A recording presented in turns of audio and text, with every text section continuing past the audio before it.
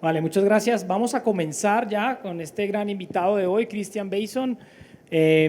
Yo creo que no hace falta presentarle, el presentador lo dijo, pero es un gran honor para nosotros tenerlo acá con nosotros, dedicado a este conversatorio que lo ha dedicado, que lo ha denominado ¿Cómo podemos innovar desde el futuro? Entonces, Christian, the floor is yours. A pleasure to speak to this entire audience. It's of course a shame I can't be with you in Bogota. Warm greetings, however, here from sunny Copenhagen.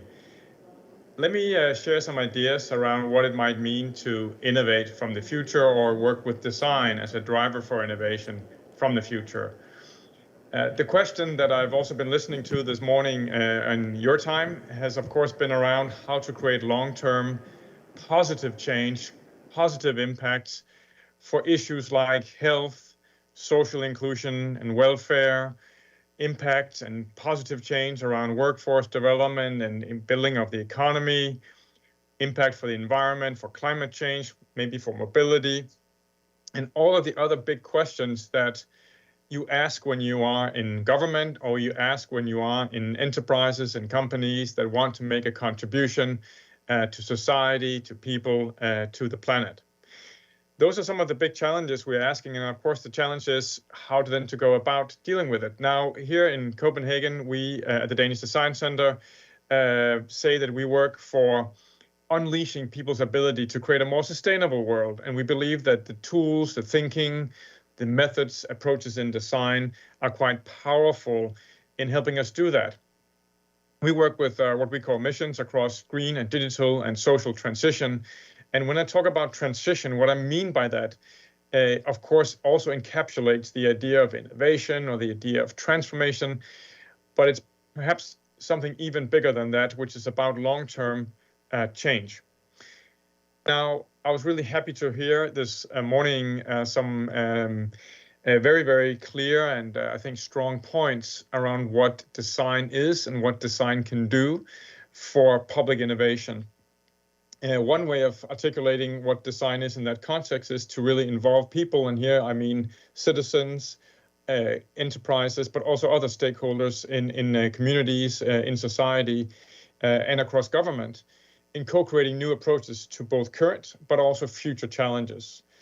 And my own sort of journey with public sector innovation has been to become more and more interested in the long term, in the future, and how we perhaps take a longer view and more ambitious view. Because it's a complex world out there. It's also a world that sometimes feels very turbulent. Increasingly, we have challenges that seem intractable, that we don't seem to be able to shift and create positive impact around. Now, observing and listening to and learning about the work in Bogota, it gives me hope because it shows how far you can actually come with a dedicated effort across government and civic society and with great leadership as well. And we see examples around the world that show us that something is definitely possible. So the question is, how can we go even further and perhaps become even more ambitious? Back in the 1970s, the American designer Charles Eames, famous for the Ray and Charles Eames Design Office, great furniture, industrial design, great ways of thinking around design. He was asked by a journalist from France in an interview where he was explaining what design is and can be, what the boundaries are of design. And slightly provokingly, Charles Eames, the designer, answered that question with a new question, which was, what are the boundaries of problems? And my point is that as the boundaries of problems expand and grow and become more and more wide, then we also have to expand design as a discipline for innovation.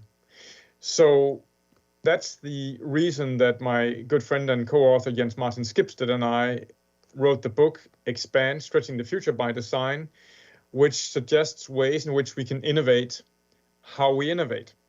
Now, I won't go through this book in any big detail, but I'll just use it as a jumping off point for suggesting some of the ways in which we could think differently, and then I'll dive into giving some examples and some frameworks around that. Because the truth of the world is that it is something that we make, and we could just as easily make it differently. That is really a fundamental point in design, as our human ability to make the world different, to suit not just our own needs, but meet the needs of others. And now today, we must meet, of course, also the needs of our planet. So there are 6 ways that we see that we can expand our thinking around innovation, around change, from time and life to how we think about value, about sectors, about what we call proximity, which is how we think and feel close to those we want to innovate for, and 2 dimensions, which is about how we work with technology, and increasingly, not least with artificial intelligence, in a human-centered way. Now, I won't go through all these 6 expansions, but I will suggest 3 of them in a little bit more detail. First, time. We have a tendency in organizations to think in quite short time frames. Now, could be quarterly results, could be annual budgets, or it could be 5-year strategies at best. In government, we tend to think in timelines around general elections, so that might be 4 years at best. But the problems we're facing as they are growing and expanding, they might need us to think in 10-year horizons, 30 years, or even longer. We have around the world examples of businesses that are thinking in 300-year visions, businesses that do scenarios for the year 2100. And we have governments, for example, in Finland, that do scenario work and foresight work to 2045 at least. So we do see organizations embracing time, thinking differently around time horizons, and using new types of methods and tools, drawing on foresight, drawing on even on science fiction, to stimulate our thinking around longer term. Another expansion is around value, and I was really happy also to hear about people mentioning the idea of public value this morning, and value for society. Now, there's a tendency to forget value as more than economics, also in the public sector, because ultimately budgets and financial side really matters. For example, in my own country, Denmark, when we do long-term planning in government, it's basically run by the Ministry of Finance, and it's based on some quite sophisticated budgeting models. One of the new things that my own country is trying to do is to include climate and environmental concerns in the budgeting, but we are very, very far from including, for example, well-being or happiness or welfare as part of our thinking. So how do we expand our thinking to include social and environmental values, but maybe also values around trust, around participation, around democracy, around transparency, just to give some examples around how we might want to expand our thinking around value. And finally, on sectors, a third example from the book, and that is also influencing our work. How do we think differently around sectors? Not as traditionally the thinking that, the private sector makes money and makes sure we can pay taxes, both from companies, but also from citizens. And then the public sector spends the money. The private sector is innovative and the public sector is bureaucratic. Now, that dichotomy is long gone today. In fact, we see the sectors not expanding, but actually imploding upon each other, where increasingly companies realize they have to create societal and environmental value as well. They are embracing the so-called ESG, environment, social, and governance values. And we see that government can innovate and has shown a legacy of innovation, whether it's from inventing and financing technology inventions, from the internet to mRNA drugs, or even to technology that we find in our smartphones, but also a new stance that we also hear from Bogota this morning, that we can actually be creative, we can be innovative, we can rethink services, we can rethink digital government, and so on. So there's a new opportunity for sectors to collaborate, because we are coming closer to each other. Business in terms of value creation, government as innovator. So those ideas can be brought into action in some simple ways. For example, by expanding how we think about problems, or thinking more creatively around how we can generate new ideas, for example, across sectors, across longer time horizons. Or we can think differently around how we can test prototypes of solutions up against these ideas around time, around value, around sectors, and so forth. So that's just, as by introduction, a way of thinking that shows us that, and it reminds us that if we stretch our minds with a new idea, it cannot go back. But what could be ways of then working in a more systematic way with the new ideas and with creating long-term impacts? Let me give you an example from our work at the Danish Design Center, where we've collaborated with about 150 different actors and partners across Denmark to explore the potential for what we call thriving youth. Now, the problem that we are addressing is that in Denmark, young people are, many of them, not thriving. 1 in 6 kids, when they turn 18 in Denmark, will have a diagnosis in the psychiatric system. Young people between 15 and 24 overwhelmingly say that they are anxious and they are lonely. So how could we design for better futures? And so we involve young people in asking, how can we transform that sector, the field, by 2050. This is in Danish, but it says 2050, something happened which in a few years fundamentally changed our view of mental thriving. What happened? So those kinds of design exercises and collaborative work that we've conducted helps us explore what might the future be like. However, that's also quite abstract and of course very long term. So we created a set of core values around a future city, which then is certainly a bit more concrete. And here you see some of the values that we could see in the collaborative design work involving both young people, philanthropies, academics, government officials, local government leaders, and so on. And here you see democracy, relations, prevention, nature, and new ways of thinking family, new ways of thinking education, and even work as some of the values. That's still abstract, but we're beginning to see some core principles. Now, to be more concrete, we actually created a city called Vorby, it means our town, where we imagine a city where young people could thrive again. And we've created imaginary institutions, then we've co-designed that could be places and spaces where things are going on in a city that would help us all thrive. Next, we created films from the future, telling stories from 2050 around an everyday life for young people, whether it's in learning environment, whether it's free time, whether it's at work, where people are thriving. And actually, this week, 2 days ago, we then launched the vision of the city for the whole ecosystem in Denmark around that question. There was, of course, a conference. You can see just kind of traditionally, this is a view of Copenhagen from our building. But we also had people leave small rocks, you see to the left, where each wrote a word or a sentence on a little rock about what they would leave behind in the past to create a better future. So that's just as an example of work we've done that about mobilizing many, many people around a joint vision that is pretty concrete around what future do we want to create. So I would call that designing for societal transitions, namely an approach to innovation and societal impact that turns a lot of things upside down. It turns things upside down in the sense that it's about long-term mobilization of people around a joint future. So co-creating this kind of preferred future means that we have to see problems systemically, like we did with these principles. We actually also have to explore multiple futures because by 2050, who knows what the world will be like? So we work with foresight and scenarios and different futures to do that. And then we collaboratively build this direction around a very concrete situation or place that could be different. And finally, and that's what we are starting to do now, is to then govern a portfolio of interventions that are about all the different projects, all the different activities, small and large, high risk, low risk, communications, and so forth, that we need to empower to create the change.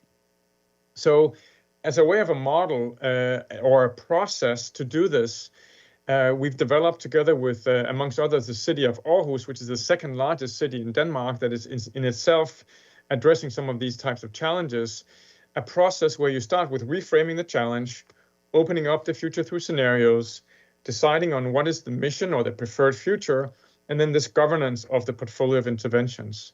And in a way, that's a model or process that allows us to take a systematic approach to this kind of long-term work. It's a new practice where traditionally in innovation, what we're used to doing in public innovation is to start in the present, focus on single projects, compete for funding, quite often at least, decide on whether this is a top-down policy-driven process or it's a bottom-up community-driven process, and we see administration or governance as an expense. But I believe that a lot of the future of innovation, not all of it, and it's a balance, of course, but we have to think about how can we develop certain things beginning in the future, beginning with the future we want and agree on we want, have a portfolio focus which includes many projects, have collaborative funding where everybody gets involved, not just those that win the money, where we have both a top-down and bottom-up process, so senior leaders, including the political level, but also at the same time, communities and local actors. And we see the governance and the administration and the infrastructure as an investment. It's something that's worthwhile investing in. I want to start my conclusion by saying a little bit about the leadership role in enabling these kind of long-term societal transitions, because we've gotten used to innovation management as a discipline, and around the world with the growth of innovation labs and I-teams, that's been a very, very strong growth, and it's a good thing, and I hope we see more of that. But we might also want to think about an emerging new role that will supplement that, or that it might grow into, which I've called mission managers. It's a new leadership role in the sense that we're not managing innovation processes, but we're managing long-term change. And we take the long-term vision, for example, the vision of a city where young people thrive, and we then work on behalf of that vision, on behalf of the stakeholders, on behalf of the ecosystem, to make it a reality for the long term.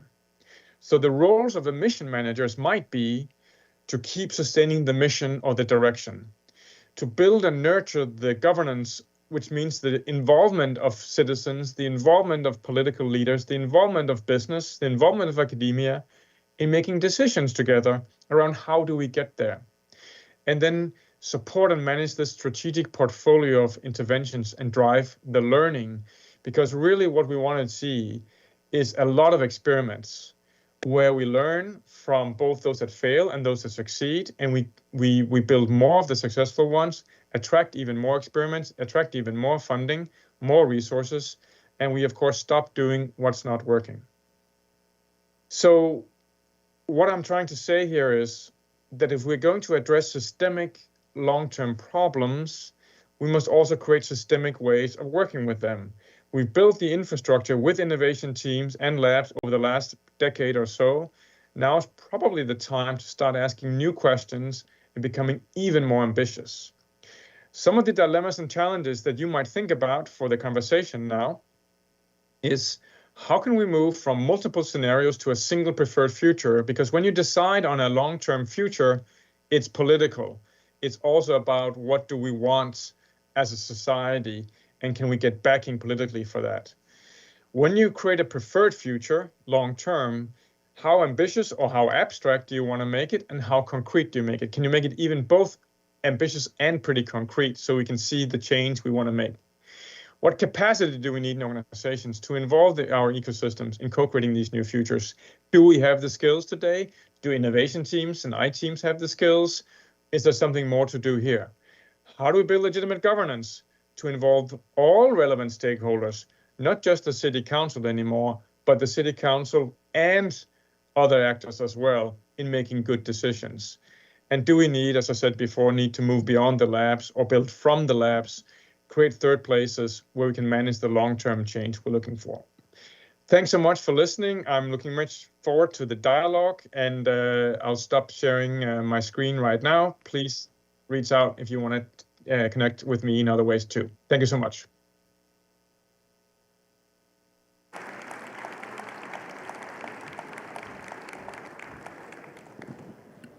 Thank you, Christian. I just want to ask, quiero preguntar, ¿tenemos preguntas? So I'm going to start with Angela with the first question. Sure. Chris, thank you so much for that inspiring talk. We really admire you a lot from the lab. So I just want to touch back on your your point about sectors and how important it is to collaborate between the public sector, the private sector. So what do you think is that perfect recipe for us to dynamize and have a dynamic innovation ecosystem in any given government context environment? That is a very, very good question and a hard one to answer because a lot of people around the world are asking the same. But I do think that we have to remember that no matter whether you work in government, work in business, or in other sectors, you're also people. And people can dream, people can imagine, people can hope. And right now, as my good friend Jeff Mulgan from the UK says, we have a lack of imagination. We have a lack of collective ability to see that the future can be better than it is than we see it today.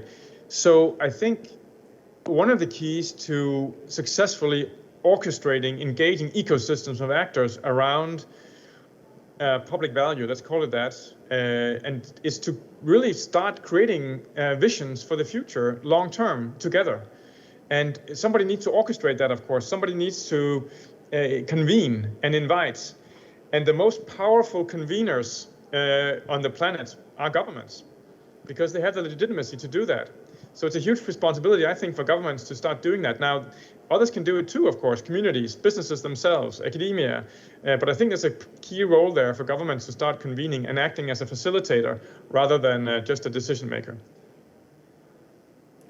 Thank you, Christian. The other question that I have is, if you could go back in time and be again the director of MindLab, I mean, in just listening to you, what would you change? What would you do differently?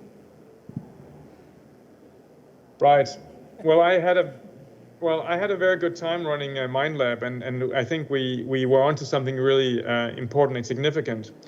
I think what I see today is that we were extremely focused on user engagement and citizen involvement and the methodologies there, and that's where service design and design thinking became so incredibly important for us, and I think it's been important for many others. I do think that one of the things that was difficult was that we had a funding model and a governance model that did not allow us to stay for a very long time with the same challenge or the same organization. So we moved around a lot between departments, between government agencies, and we sort of seeded some ideas, and we also seeded some projects, and we certainly built some skills and competencies that they then drew on later. But today, I would probably wish that we could have launched, let's just call it preferred futures, but in more long-term collaborations where we could work for quite a long time with the institutions that needed the change. Because I think sometimes we forget that innovation teams and labs, they can do some quite powerful work for a short time, but true deep change is long-term, and somebody needs to stay with it. And maybe that's one of the things I would love for us to have done differently back then. Awesome. And I think that's a great lesson for us as a lab to take and start thinking long term and how do we include that in our work. I want to go back to that term of mission managers and mission, the importance of having a mission approach. What type of skills should these mission managers have, and how do we nurture these people? That's another really good question. We recently did a job posting for a mission manager and also recruited someone. Already now it turns out it's actually quite hard because you want the person to be able to do everything, to know the domain of the mission or the challenge, to have certain design skills, to be, of course, a good manager of people. And then to be able to do stakeholder management really well, perhaps to work really well with data and evidence and learning processes. And I don't think you can get someone who can do all of that in one person. So I think one answer is you have to think about building a mission team as much as you have to think about a manager. That being said, probably the most significant skill that is kind of obvious is stakeholder management and relational skills. And also when it gets difficult, right? So even though it can sound rosy and beautiful with a long-term thriving youth or whatever mission you have, there can be conflicts. There will be differences of interests. There will be people fighting for their share of the money. There will be different views of the world. There will be different ideologies, perhaps even. So robustness in terms of relational skills and people skills, I think, will be quite important for that role. Thank you, Christian. I don't know if you can look at the audience, but we have more than 300 people watching you. I just got a question for the audience. It says, thank you very much, Mr. Basin. This question, I'm going to try to adapt it because I think Christian is not really close to the Colombian education system, so I'm going to kind of adapt it. It says, what do you think that it could be, or what could you recommend to stimulate the creativity and innovation of young people, especially from schools? Yeah. No, it's a good question, and I can speak more generally, perhaps also based on our experience. So at MindLab, we work quite closely with the Ministry of Education, and today I'm getting involved a little bit in some of the dialogue in Denmark around the future of education reform as well.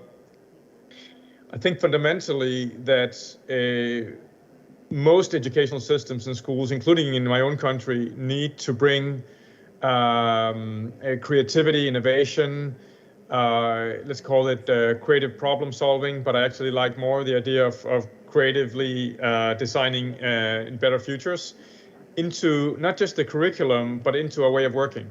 Okay, so instead of saying we need a new curriculum in innovation and design or something, which could be okay, but actually what we want is to see it as a didactic, as a way of learning, that we bring in designerly or innovative ways of working as the way in which you work with the material, as you work with history, with social sciences, with technology, and so on.